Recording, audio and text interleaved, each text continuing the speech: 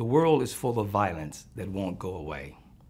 Domestic violence is an epidemic, and thousands of women, men, and children live in family violence.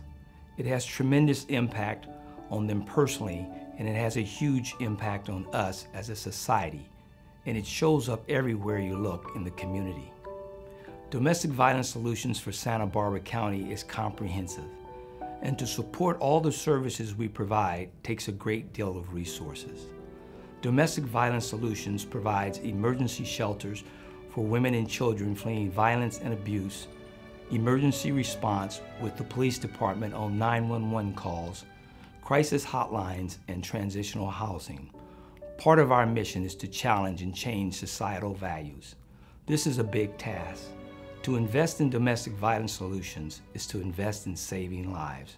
We must provide these services. It's a matter of life and death. Domestic Violence Solutions must persevere with our clients and with our community. It's a long-term job. It's a marathon and not a sprint to make the changes in the lives of the families and the communities we serve. We need to generate the funding to do the work. Please visit our website or call us and be part of the solution.